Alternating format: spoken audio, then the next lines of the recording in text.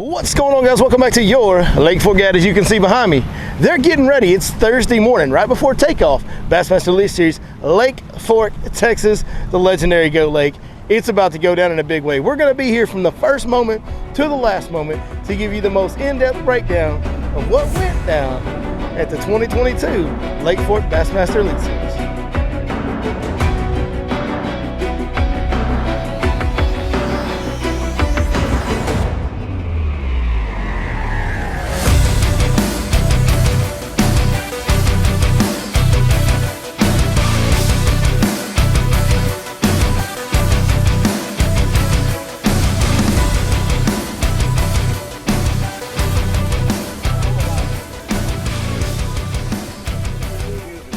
Pretty cool when you come to the Bassmaster Elite Series on Lake Fork and you get to come talk to one of kind of the legends of our sport. I mean, we're being honest about things. I know you probably don't want to hear me say that, but he's one of the legends of the sport. And day one, Bassmaster Elite Series, Lake Fork.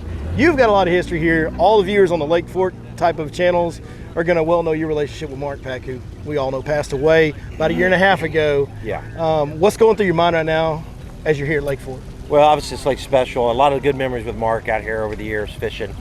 I'm gonna draw my inner Mark today. I'm gonna throw the old ball and chain around a little bit for in his honor. That's right. You know as well as I do, he was the best Carolina rig fisherman on this lake, bar none. So I'm gonna get there and drag around and see what happens. But you know, it is a special lake. It's fishing a little strange right now for me. With the water being low, it's a little different. But you know, there's several schools of fish offshore. There's a lot of fish up shallow. There's really a lot of different ways to maybe win this tournament, but I'm going to buckle down and just fish offshore. Yeah, I hear you. I don't blame you. I personally think that's probably a great idea, and you're right about packing the Carolina rig. Pretty much every way I fish it today comes from him. That's so right. That's we right. will all honor him, especially you on the big stage, and that'll be awesome, dude. I hope you do really well. What do you think it's going to take to win this derby? You know, we all keep saying 120. You know, maybe that's a little crazy, but I don't think it's out of the question to say 120 for sure. And I mean, there could be even more than that. It could be more than that. It really could. I mean, you know, a good indicator is when you're around the tackle shops, you're around the restaurants in the morning, and the old locals here. You know, they've been here forever, and they're talking about all these 8, 9, 10 pounders they're catching. And you know, when they're out there, and these guys they're not worried about live scope. They're not worried about side imaging. No, they're out there just simple fishing, man, and they're catching big giant bags. So. You know, you put our guys out there with the technology we have and some of the talent some of these guys have. I think somebody's going to catch a 40-pound bag a couple days in a row. Absolutely. Scott, thank you for your time. See you, man. Go catch them up, brother. What's going on, guys? Billy Lawson from your Lake Fork Guy. I want to tell you about a new product we got today. As you see behind me, Lake Fork is super low. It's tough to navigate. What I want to do is allow you guys the ability to learn how to navigate this lake just like a pro. Let me introduce you to the Your Lake Fork Guide Pro Lanes. It's a boat lanes chip. There's many out there. I feel like we've put more time and effort and information on this one. You're going to have lanes in every corner of this lake. You're going to have more hazard waypoints that tell you whenever underwater obstructions get close to these marked lanes that we have. We have variable running depths available on these lanes. We have lanes marked that are good at 6 foot low and higher on the pool elevation of the lake. We also have lanes that are marked good at 3 foot low and higher. Once we reach 3 foot low and higher, guys, you'll be able to run to almost any corner of this lake using the Your Lake Fork Guide Pro Lanes. As you'll see behind me, you can see the underwater obstructions. You see that patch of timber right there? Obviously, you wouldn't want to run through that. But if you pick this lane right over here, man, you can fly right through that no problem. And that's exactly what we've done while the lake is low. Is go out and mark all the usable areas and ways to navigate into them in the gaps between the timber that's under the water through the entire lake of Lake Fork. So go check them out at yourlakeforkguide.com. You can order them there online. You can also buy them in person at the tackle store at Lake Fork Marina and go get yourself some Your Lake Fork Guide Pro Lanes and navigate Lake Fork just like a pro.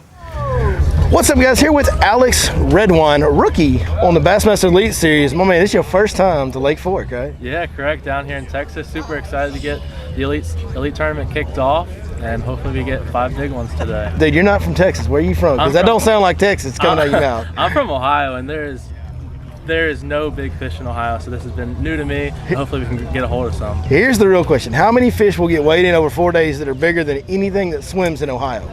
I think everybody will catch a fish today bigger than anything in Ohio. That's saying a lot. A big fish in Ohio is an under. Yeah, and under on Fork. If y'all know the 16 to 24 deal, under 16 inches. 16 inches, a big fish. Kind of a kicker in Ohio, right? That's awesome. Daryl Gleason's dog is going off over here. He saw another dog, and now we're having a fight. So, Yeah.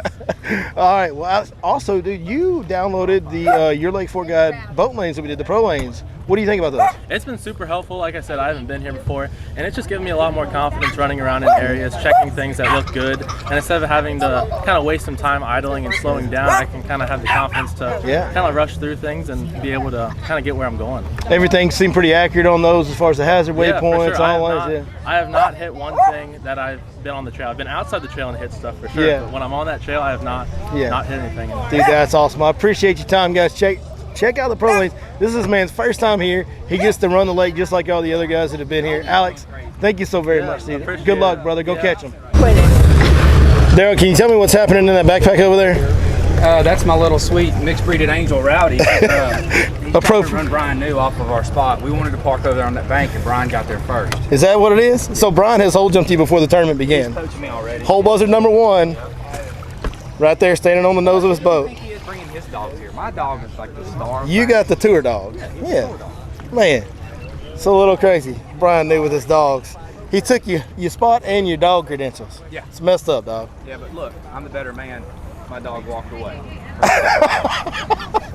Caught up with Brandon Palnick this morning before day 1 takeoff at Lake Fork Bassmaster Elite Series. Now, Brandon, I don't know how much of the content that we make at your Lake Fork guy that you do it on watch, but we do a podcast most Sundays, and the guy that does it with me, if he comes around, you might want to run. I think he's got a crush on you.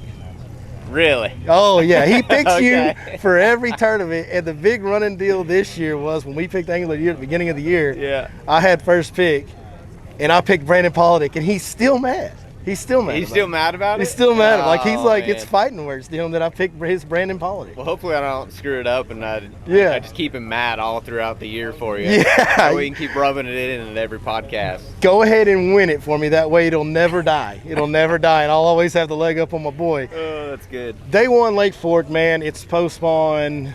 Yeah. It's what's going through your mind? What do you think? How are we going to fish? I mean, I think you're going to be able to catch them doing everything. Yeah. And that's how Lake Fork's fishing right now.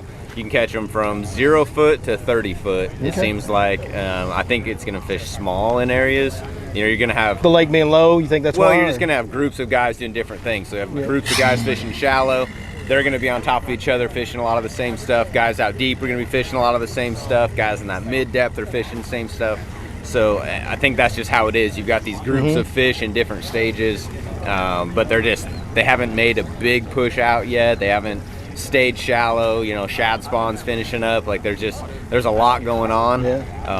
So it makes it for a fun event, but it also makes it a little interesting because you don't know when they're going to disappear. A little stressful. A little extra stressful. That being said, are you going to mix it up and do a little bit of everything, or do you have one thing in mind? I've got one kind of main game plan, but I've got enough rods that I'm going to be willing to mix it up. Stay open-minded. For sure. Awesome. This being the lake it is, being the time of year it is, seems like fish are biting pretty good for everybody around. What kind of weight do you think it's going to take to win this thing? I was guessing like around 110. 110? Like, I don't think it's just knock down, drag out like when Keith won with 115 for 3 days here. I don't think it's that good yet. You know, that was a little bit later in the year. I think if we were here even a week or 2 weeks later, that could change. But, I mean, I would say around 110. Yep. Well, Brandon, man, good luck, brother. Sorry. We got cut off by the national anthem. Hey, not a Go problem. Catch him up. Make Lake Fork look good, will you? I'm going to try. All right, brother. Brandon Card, listen, good to see you, brother. Yeah, good to see you, man. No pressure. You're one of my picks for the tournament. Okay. So do not let me down. All right. I've got I'll you. try Listen, not to. I've got to live up to my fantasy fishing pick reputation, especially when you guys are on my home lake. So it's all the pressure in the world on you. I love Lake Fork, man. This is my favorite tournament lake by far. You've had pretty good history here. Yeah. The first time we came here, I got fourth, and then last year I got fourth. So hopefully we can go ahead and get our first win here. That'd be awesome. 2019, it was earlier in May, if I remember correctly, but we still had some offshore fish. You primarily did that. Mm-hmm. Is that what we're going to see? A bunch of offshore? Well, that's what I thought. You know, being a week later than that event, I thought it was going to be an all-out offshore smash fest, which it may turn into that. But in practice, there wasn't many fish out there. And I mean, I trust my electronics, and I spent so much time out there. Yeah. I did find a few schools, so maybe I'll be surprised today. I'll idle over a few new places, and they'll just show up. Well, one thing about Fork, the school don't have to be very big to provide big weights. Oh, yeah, I know. You just catch 2 or 3 out of 2 or 3 schools, and all of a sudden you got 30 pounds. You're like, whoa. Yeah. So, all right, brother. Well, man, I appreciate it. Good luck. We'll be following. Yeah. Go catch them up. Thanks a lot. All right.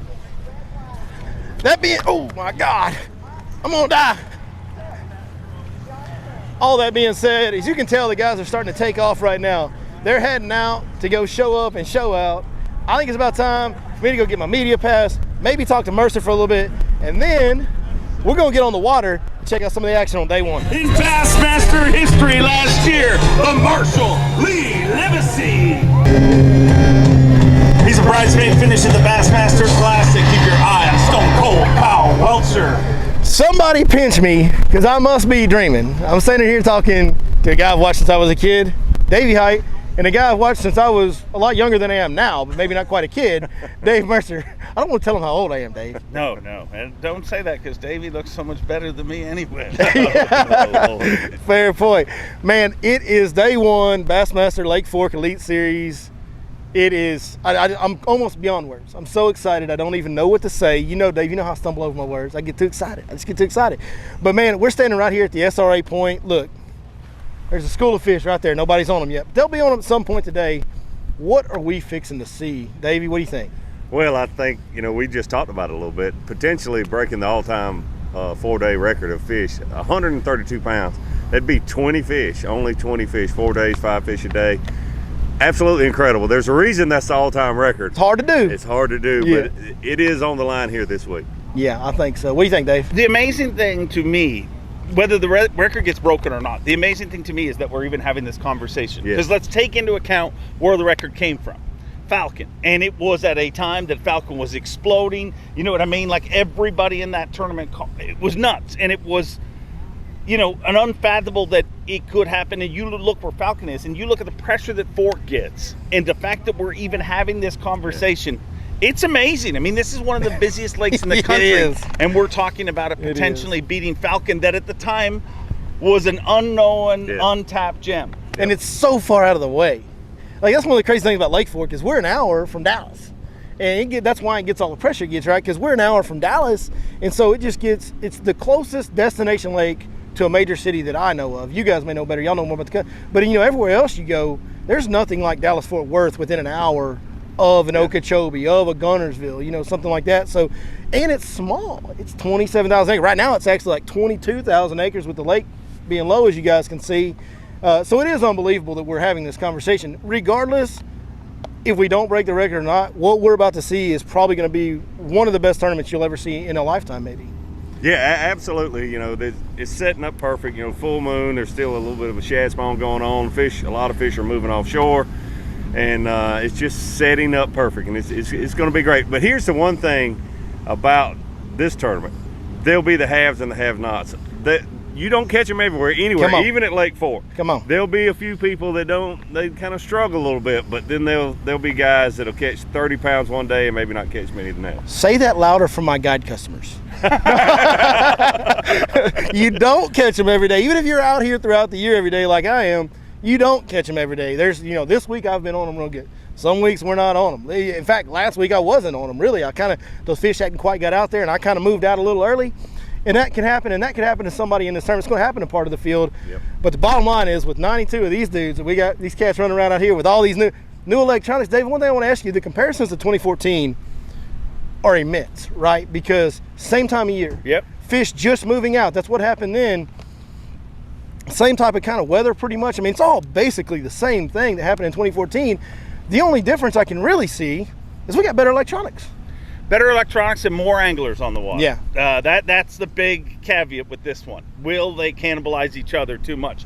But I think those two things will kind of equal each other. You know what I mean? There's going to be more pressure. But you can't tell me with today's electronics when they're offshore that you don't get one different bite in a tournament. And that's literally what we're talking about. Yeah, absolutely. So, well, guys, thank you for your time. Thank you for the day one interview. I'll be seeing you guys throughout the weekend. Davey, it was an honor to meet you, sir. Great to talk to you.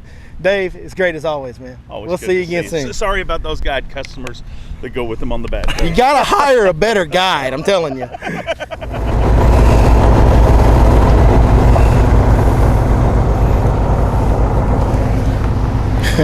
See, boys, this is what we do. Top secret guide stuff. They've all gone. They've all left. I'm about to sneak down to the old boat, grab a pole. We're finna get on that tank and go to flipping. We ain't gonna be able to film and air that though. We're gonna have to keep that. Don't tell nobody. First on the water stop of the morning, my man, my pick for the Derby, Keith Combs, is sitting right there. Now, he's not too far from the takeoff, man. He's right down from the takeoff, and you can see what he's fishing. What we talked about in the previews, long, slow tapering main lake points. There's one that runs on out there. He's kind of working up a little bit shallower than I would have anticipated. I think that's going to be an early morning deal. As we get on in today, you'll see Keith Combs slide out a little deeper on these points. Get that big plug going. He's doing so good about that chartreuse and blue big plug. That's what we're going to see Keith Combs doing today. Watch him as the day goes on. He could do some damage. Right now, who else would be jumping out to the early lead but Lee Livesey, the hometown kid? He's up the lake a ways. We're going to go see if we can run and catch up to him and really explain to you what he's fishing. Keith's fishing long, slow taper main lake points. I've seen him fish 2 of them already, really close to takeoff. But Lee is fishing something a little different. Let's go take a look at what Lee's doing. All right.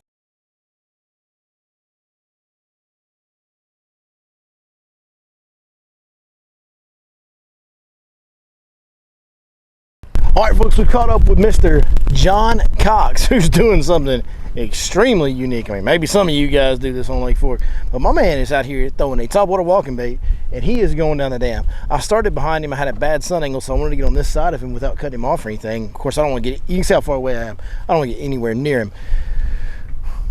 But he is flying down the dam on that trolling motor, walking that topwater walking bait pretty quick. And we've seen him early this morning catching some big fish. He's up there, I think, around 16 pounds on 3 fish, 17 pounds. That seems to be kind of the 5-pound average. Seems to be kind of what the leaders are catching. Everybody in the top 10, like their average fish, most of them seems to be around 5 pounds. Hey, their average fish seems to be around 5 pounds. And we're just getting started because it's just now about to hit 8:30 a.m. Folks, let me tell you why that's important. On my guide trips, on my days on the water on Lake Fork this week, 8:30 a.m. was when I got my first offshore bite. And it was a very slow build up until about noon, 1 o'clock, and then it would kind of go off for a little bit. So 8:30 was kind of the key number. That's when I get my first bite every single day, and then it would build. It's now about to hit 8:30. We're about to start seeing some offshore catches. I bet you the next person we're catching up talking to you about how they're leading the tournament is probably going to be out deep like we've been talking about. John Cox doing something I would have never thought to do, and I personally don't know anybody that does. So very, very interesting to see him doing that this morning. Well, guys, Mr. Lee Livesey continues to be on the top. We're a little bit over halfway through our day, about 11:30 now, 11:45. Lee is on top with 31 pounds on his best 5. He's actually only caught 6 fish, so every time Lee hooks one, it's a good one. Where he got to 31, where he increased his limit, so to speak, was right there, folks. If you can see those trees in the background, don't know if you can. You look out here, there's some timber right out here, some outside timber. That's where Lee pulled up. And there's a point that extends out from that island that runs out through that timber, the high spot on that point. And that's right where Lee pulled up and extended his lead on day 1. Now, this ridge actually runs way out here. It actually creates another ridge. There's a hump way out here, and they kind of meet. Creates this area known as Heartbreak Ridge. Brendan Lester has just been graphing. He just put his trolling motor in the water, so he may have located him a school on this ridge. But these fish will roam all through this whole entire area. You can get multiple schools set up on here at times. It can be one of the most productive areas on Lake Fork this time of year. In fact, if you watched last night's video, the video that we filmed yesterday there last night, we were sitting not too far from where Brandon Lester is. Now, we were throwing on this side of the bridge. I had located a school of bigger ones over here.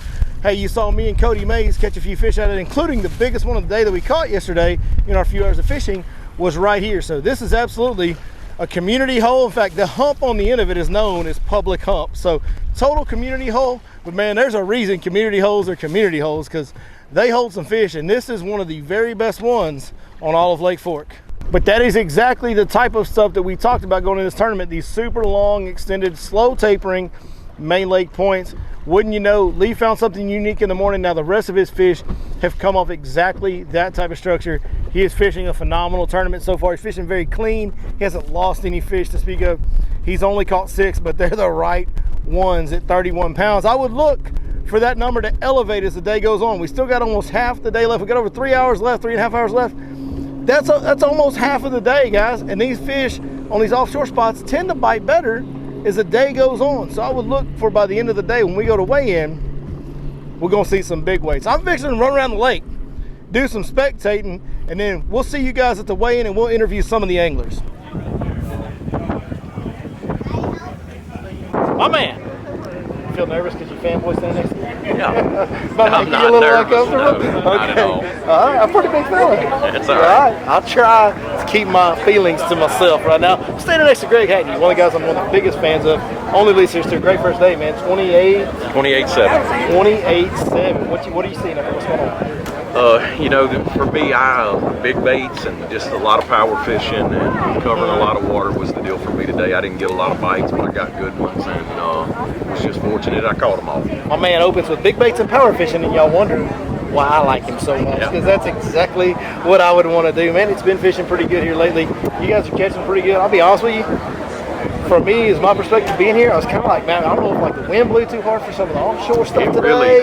It did. Almost as good as it was, and it was great. We had a bunch of dudes over 25 pounds. I was a little bit disappointed. I thought it was going to be more than that. I think it would have been if the wind hadn't blown 20, and it started so early. We didn't really get any, we didn't get a couple hours of good fishing. It was hammered, but the first stop I stopped on had 3-footers on it right off. I felt like I was hoping that was hurting everybody, but you know, that's the cool thing about this lake. Even though overall fishing wasn't that good, it's got such big fish in it. You don't need very many bites to get to 30, do you? You do not. You do not. And that's the other thing for the guys that are sitting 20, 18, even 16, 17 pounds, 15 pounds. You're not out of it. Like those guys jump up 35, 38, 40. I mean, we saw a 40-pound bag here last year. Yeah. I would expect before it's over, we'll see multiple bags in the 30s, you know. So even it's pretty impressive that it gets so much fishing pressure and it still just keeps producing. Yeah, it really is, man. Well, Greg, thank you for your time. I'll see you throughout the weekend. Great job. We'll see y'all. Keep after, make us look good. Yeah, man. Caught up with my guy, the Hammer, Justin Hamner. Did I say that right? Yeah, but I don't know if that played out right today. Wasn't your best day? It's your first time on Lake Fork. Tell me what you thought about it, because I know you had a good practice. Dude, this place is unreal. I mean, I fully went into the day thinking I was going to catch 30 pounds. Was like, sure, going to be average day. Yeah. I just thought that's what you do here. Things go right, maybe 35. Yeah. Exactly. And then you got to meet the other side of Lake Fork, where the big ones just don't show up for whatever. Wind blew too hard, wind blew the wrong direction. Whatever, you know, this is the way this lake is sometimes. It's strange, but I mean, the good thing is, you know, this place has them and you can catch them. What are we sitting at after day one? Down there. Down there. Down there. But if you catch like 35 pounds, maybe we'll make a cut. And it's doable because in practice, you get like 30, 30, and 25 in practice on 3 days of practice. Yep. So it's very, very doable. Man, you're a great dude, man. You've been super nice to us from the very beginning since you first qualified. It's your rookie year, correct? No, this is my second year. This is your second year. I'm sorry. Yeah. We talked to you, I think, when you qualified a little over a year ago, like right before you started. So, man, get out there, get after them. We're going to try. It's Lake Fork, dude. I mean, if all else fails, day 3, me and you might be going to Palestine or something. Come on. Hey, me and you get in the boat on Saturday and show them what's up. Yeah, that's right. Hey, keep up the good work. Thank you for the Appreciate time. it, buddy. Yes, sir. The llama. What's happening? The dolly, as they say. My man, dude, what on earth were you thinking going up there in late May and soaking a jig under docks that barely got one on? I don't know. I was out of options, man. You was out of options? Yeah. No, I all those fellas find a shade line. Yeah, I fished everything that I knew that looked good. I tried to get on a different row of boat docks. I fished one of them, broke off a big one. And then the rest of the docks were covered up with people, so I just found the next set. Got bait off them and just kept going back and forth. They just kept catching. One of the beauties of this lake, around any corner, you never know, where 25, 28, what'd you end up with? 24 and a half. 24 and a half, 25-pound bag can literally wait around any corner on this lake at times. Oh, that's the cool thing. I mean, you were doing something so much different than everybody. And one thing I noticed is when you got on them docks, the ones that did have some water on them, a little bit depth to them, with the lake being as low as it is, you really took your time with that jig, didn't you? Yeah, I had to. Well, I'd been up and down them a couple of times, so once I knew they were holding multiple fish, I really slowed down. Just picked it apart, shook it till one bit it. Marinating that jig like a fat boy does steak. So it was nice, dude. It was cool. It's kind of an old school way of fishing. Yeah. It was very fun to watch for me. I mean, maybe some people like. I loved it. A, because it's a jig, and I love a jig because big fish bite the jig, big hook sets. That's a lot of fun. But it was cool to see you kind of going the old school route and just dobbing around, taking your time. Man, that was a great job.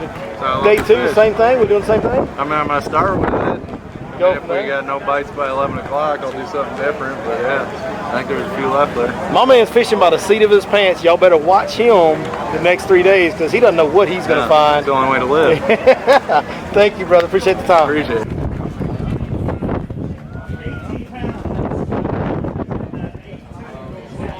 Instead of low budget live with no budget dead. No budget dead. Yeah, that's it. That's it. Gerald Swiddle, man, one of the living legends of bass fishing, one of everybody's favorites, including my own. My man kind of got on a little roll today. Got up in there high stepping a little bit in them big waves, but I mean, it's hard to get on the spot out there. Glacier fishing really small. There's not a lot of fish out, and you really got to work to get on the spot. And then if you get there, you got to decide if you want to stay there and burn it down or try to move. And Yeah, are you finding that the schools of fish are kind of small? very small. A big school of fish has got 10 or 12 fish in it. I agree. And, I agree. And then when you get 2 or 3 people going at them and pulling in different directions, and like I noticed one school of thought had a lot of fish and be caught and it depleted it because everybody's pulling in a different direction. So broke them up, kind Yeah, of? they follow a crankbait over here and one or the next thing you know, they just up off the bottom and then you can't really catch them. Yeah. Makes sense, man. Well, dude, that's a heck of a first day. Day 2, same game plan, offshore, stick with it. Yeah, I'm going to stick with it, man. Big, big trick worm, throw a guy shaking head 3/4 rounds, big crankbait, north DT20, mixing it over hair jig, just mixing it up. I'm just doing what I do with ledges. If you get bites, you got to get them in the boat. Yeah, we may have been doing some of that big shaky head deal ourselves here lately. That is a killer bait out here. It's a killer bait for big baits, right? I always throw the buck out of the spot. Whoever's got a long arm, you don't seem to lose as many fish. Arm stays there, your line don't twist.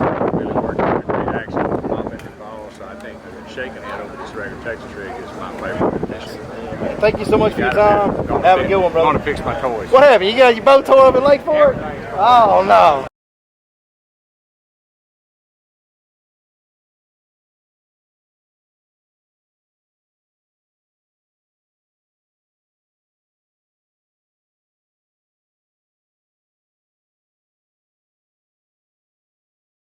That being, oh my God, I'm gonna die.